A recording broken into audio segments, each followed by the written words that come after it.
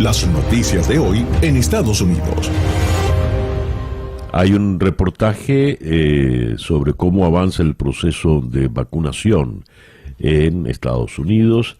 Los diversos estados encuentran que el éxito en el proceso de vacunación es mantenerlo y hacerlo de la manera más simple y sencilla posible. Poco a poco, pues, se va avanzando en la vacunación en los 50 estados de la Unión. Ahora bien, el gran titular, la noticia que más destaca la primera página del Washington Post, que es la que estoy viendo en este momento, es como el representante McCarthy hace sus mejores esfuerzos por mantener unido al Partido Republicano. Respalda a la polémica representante Marjorie Taylor Greene, pero en una decisión, digamos, salomónica, la señora Cheney, la que pidió y votó por el impeachment de Trump, mantiene su puesto jerárquico dentro de la estructura del Partido Republicano. Es la tercera en comando. El The New York Times, por su parte, también dedica a esto su gran titular de hoy. El líder de los republicanos critica a la novata Greene, pero no la castigan. Ese es el titular en cuestión. Ahondemos en estas informaciones. La republicana Liz Cheney, la mujer con el mayor puesto de su partido en el Congreso, consiguió derrotar el voto motivado por legisladores fieles a Donald Trump que buscaban retirarla de los puestos que ocupa como castigo por haber votado a favor del juicio político en contra del expresidente, acusado de incitar a la insurrección. La decisión se ha conocido después de lo que fuentes cercanas al Partido Republicano describieron al sitio The Hill como una discusión familiar. La reunión, celebrada en el sótano del centro de visitantes del Capitolio y que duró varias horas, culminó con una votación en la que Cheney obtuvo 145 votos de respaldo y 61 en contra. La congresista, que representa a Wyoming y es hija del ex vicepresidente Dick Cheney, mantendrá su puesto como la tercera persona con más liderazgo para el Partido Republicano en la Cámara de Representantes. La decisión se ha conocido en el mismo día en que los republicanos han decidido no remover de sus propios puestos en la Cámara Baja a Marjorie Taylor Greene, la congresista por Georgia, quien defiende teorías de la conspiración y quien ha apoyado en redes sociales a quienes piden el asesinato de Barack Obama, Hillary Clinton o Nancy Pelosi. El voto para removerla, liderado por los representantes Andy Biggs de Arizona y Matt Rosendale de Montana, argumentaba que su decisión de apoyar el juicio político contra Trump iba en contra de la voluntad del partido. Kevin McCarthy fue fuerte, fue duro contra Marjorie Taylor Greene, condenó sus posiciones discriminatorias. Dijo, ninguna de esas representan los valores y creencias de la conferencia republicana en la Cámara. Yo condeno esos comentarios inequívocamente, los condené en el pasado y continúo condenándolos hoy. Esta Cámara condenó a QAnon en el Congreso pasado y continúa haciéndolo hoy, pero no castigaron, no sancionaron a Marjorie Taylor Greene. Todo esto nos lleva al tema del impeachment, acusado, sentenciado por el impeachment luego de los sucesos del 6 de enero. Y Canadá ha designado a los Proud Boys como grupo terrorista. La información viene desde Toronto. El gobierno de Canadá designó al grupo estadounidense Proud Boys como entidad terrorista, señalando su papel central en la insurrección en el Capitolio en Washington el 6 de enero. Los Proud Boys, jóvenes orgullosos, son objeto de investigación porque tomaron las políticas del gobierno de Donald Trump como consignas de agitación en diversas protestas y el asalto al Congreso. Es un grupo de ultraderecha y machista conocido por iniciar enfrentamientos violentos en actos políticos. Canadá es el primer país que lo designa entidad terrorista. Durante un debate de campaña presidencial en septiembre, Trump los exhortó a dar un paso atrás y estar preparados, cuando el moderador preguntó si los condenaba. Los calificó Trump, recuerden, también en otro momento, de nice people, gente simpática. Biden aumentará el número de refugiados que admitirá a Estados Unidos, según un reporte. El presidente se está preparando para notificarle al Congreso y a otros que incrementará drásticamente las admisiones de refugiados en Estados Unidos. Las fuentes declararon que Biden planea anunciar esta semana que aumentará el límite en el número de refugiados permitidos en la nación a más de 8 veces el tope en que lo dejó el gobierno del expresidente Donald Trump. Y en el diario Washington Post se destaca que el paquete de ayudas, el paquete de 1.9 billones que solicita Biden, va a pasar en la Cámara de Representantes con o sin el apoyo del Partido Republicano. Ayer en rueda de prensa en el Departamento de Estado hubo opiniones sobre el caso venezolano. Leo acá esta reseña. El gobierno de Estados Unidos mantiene que el presidente de Venezuela, Nicolás Maduro, es un dictador y por tanto descarta que pueda haber un contacto directo con su administración a corto plazo, entre otras razones porque considera que el opositor, Juan Guaidó, es el presidente interino del país. Estados Unidos fue el primer país en reconocer en enero de 2019 a Guaidó como mandatario encargado de Venezuela, y pese a la llegada de Joe Biden a la Casa Blanca seguirá en la misma línea. Así tampoco considera válidas las elecciones parlamentarias convocadas por el chavismo en diciembre y sostiene que Guaidó y su Asamblea Nacional, a la que califican como la última institución democrática que queda, siguen siendo los poderes legítimos. El portavoz del Departamento de Estado, Ned Price, ha señalado a la represión, corrupción y mala gestión de Maduro como responsable de una de las crisis humanitarias más graves que ha visto el hemisferio occidental y que Washington sigue defendiendo una transición democrática pacífica en Venezuela.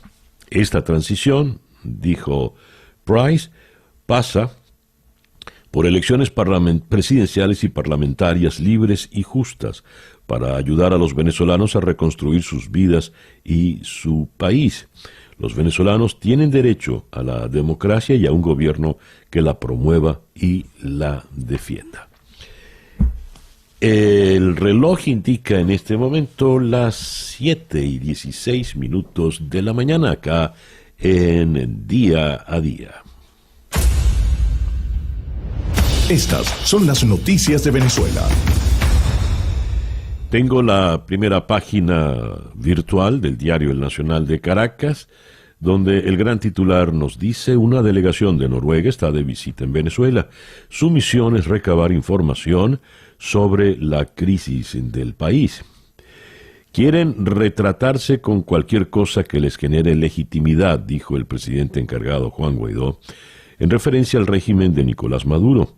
Dijo que para él no era novedad conversar con los noruegos y recalcó que el principal plan de acción de la oposición es presionar y exigir condiciones para unas elecciones libres en Venezuela. Cita textual.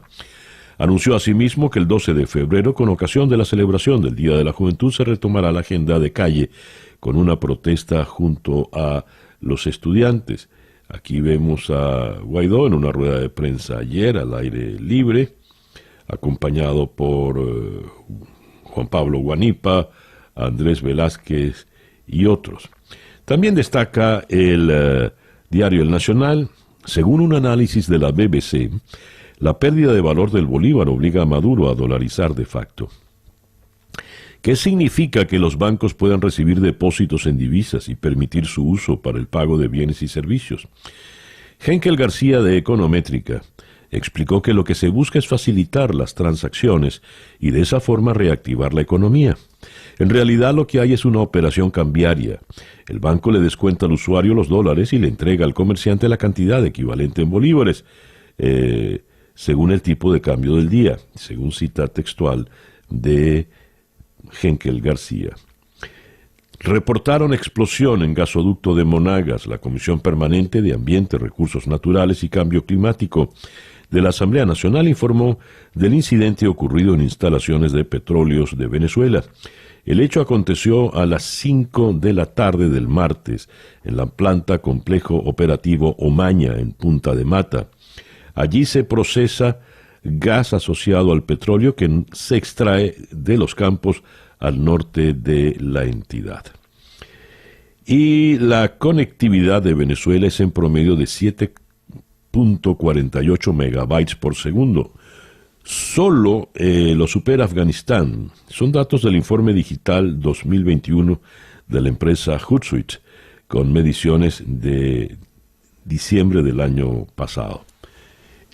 El segundo internet más lento del mundo es el de Venezuela, solo superado por Afganistán. Así las cosas. En otras informaciones que tenemos sobre Venezuela, Maduro, leo esto en descifrado: lunes, martes de carnaval y miércoles de ceniza serán de flexibilización social, laboral y cultural, pero no habrá eventos públicos ni caravanas. Pero los niños podrán jugar, estar con sus disfraces, pero con las medidas de bioseguridad. Decir eso es como no decir absolutamente nada. La administración de Maduro estaría negociando vender Movilnet a empresas privadas.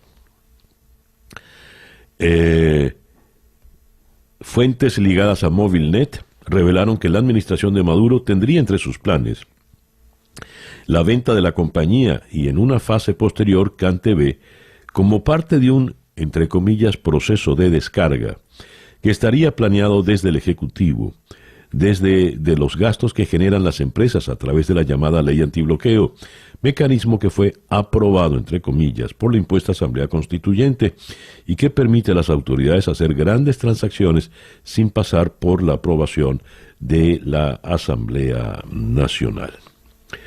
Y analítica, no llegan ni a $1 las asignaciones del sistema Patria, las nuevas bonificaciones. La cuenta Carnet de la Patria ha dado cuenta de todas las bonificaciones de acuerdo al sector de ayuda. José Gregorio Hernández, 1.200.000 bolívares. Esos son 70 centavos de dólar. Hogares de la Patria, 480.000. Esos son 23 centavos de dólar. Escolaridad, 480.000. 23 centavos de dólar. Parto humanizado, 1.200.000. 70 centavos de dólar. Lactancia materna, 70 centavos de dólar. Economía familiar, 23 centavos de dólar. Nada. Absolutamente nada. El reloj indica en este momento las 7:22 de la mañana. Esto es Día a Día. Escuchas Día a Día con César Miguel Rondón.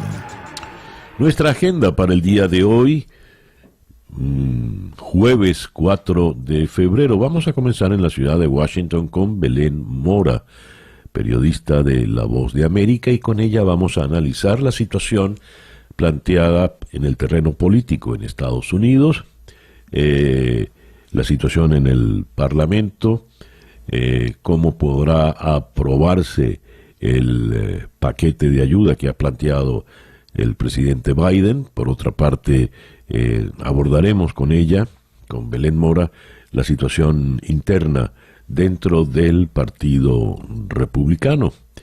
Y luego de Washington iremos a Caracas para conversar con el politólogo Ricardo Sucre Heredia. Dio unas declaraciones fuertes, Sucre, en días pasados, advirtiendo que el interinato en realidad nunca había existido. Ha sido muy fuerte en sus declaraciones con la dirección opositora. Con él analizaremos la rueda de prensa de ayer de Juan Guaidó y analizaremos también las diversas posturas y posiciones que se escuchan en la oposición venezolana. De la ciudad de Caracas iremos a Huaquillas, en Ecuador, donde conversaremos con Alberto Astudillo. Astudillo es el alcalde de la ciudad de Huaquillas, y esta ciudad, en la frontera con Perú, es donde se han congregado multitudes de venezolanos migrantes venezolanos que tratan de pasar al Perú, pero luego del cerco militar impuesto en la frontera por el ejército peruano, han quedado varados en la ciudad de Huaquillas. Así que conversaremos con el propio alcalde la situación de nuestros compatriotas allí, los venezolanos. De Huaquillas iremos a la ciudad de Lisboa para conversar con el periodista Francisco Chacón. La información: Portugal no sabe ya qué hacer con los cadáveres, así lo leo. Portugal supera el umbral de los 13.000 muertos por coronavirus y la situación en las morgues está ya más que al límite. Un equipo sanitario del ejército alemán, integrado por 26 militares, partió hacia Portugal para apoyar la lucha contra la pandemia en este socio europeo, cuyos hospitales siguen al borde de la saturación. De la ciudad de Lisboa iremos a la ciudad de Pereira, en Colombia. Allí conversaremos con Alfonso Rodríguez Morales, vicepresidente de la Asociación Colombiana de Infectología y coordinador de la Red Latinoamericana de Investigación en Enfermedades Tropicales y Emergentes. Latinoamérica supera los 600.000 muertos por el COVID. Los países de América Latina y el Caribe ya han sido notificados de las primeras asignaciones de la vacuna contra el COVID-19 a través del programa COVAX, una coalición liderada por la Organización Mundial de la Salud y Gavi, la Alianza de Vacunas para garantizar un acceso equitativo.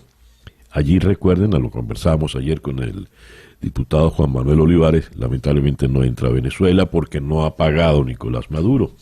Y de Pereira vamos a ir a Roma, donde cerraremos nuestra agenda por el día de hoy. Allí vamos a conversar con el periodista Sergio Mora sobre la crisis política en Italia. Mario Draghi, expresidente del Banco Central Europeo, es el nuevo elegido para formar gobierno en Italia. El presidente italiano Sergio Mattarella encargó al economista y expresidente del Banco Central Europeo, Mario Draghi, para que intente sacar a Italia de la grave crisis política, social y sanitaria que atraviesa. Draghi aceptó con reserva el encargo tras reunirse con el presidente.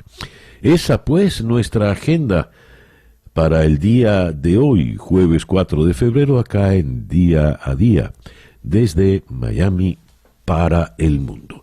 Y ya son las 7:26 de la mañana.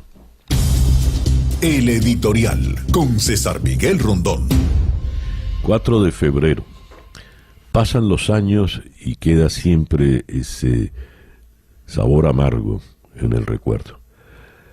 Me viene a la memoria la medianoche del 3 al 4 de febrero, cuando recibo la llamada, curiosamente desde Washington, de que estaban atacando a balazos con blindados la casona. Corrí de inmediato a los estudios de Unión Radio para hacerme cargo de la transmisión. Los venezolanos se nos había olvidado lo que era un golpe de Estado, lo que era una sonada militar. Cuando llegué al trayecto a la estación, en aquel entonces no teníamos celulares, y trataba de hacer contactos telefónicos, se ligaban las líneas. Y recuerdo una voz de un hombre joven, que exclamó con palabras gruesas su euforia porque iban a tumbar a Carlos Andrés Pérez. He pensado mucho en esa voz. Me pregunto dónde estará ese hombre ahora. ¿Seguirá con la euforia? ¿Será uno de los enchufados? ¿Estará en el exilio? ¿Estará en Huaquillas, Ecuador? ¿Dónde estará? ¿Qué ha pasado en estos 29 años cuando la irresponsabilidad de un teniente coronel paracaidista, más cercano a la bufonada que a la seriedad, nos lanzó por un abismo? Mirta Rivero, la periodista autora de ese libro fundamental, La rebelión de los náufragos, dijo que este individuo, este teniente coronel, cuando Venezuela estaba próspera y bien encaminada y sólida en su democracia, ya estaba conspirando para destruir esa democracia y con ella destruir al país. 29 años después, ¿habremos aprendido? ¿Por qué sigue revolviendo tan malos recuerdos esa fecha, 4 de febrero. Veremos qué pasa en el futuro.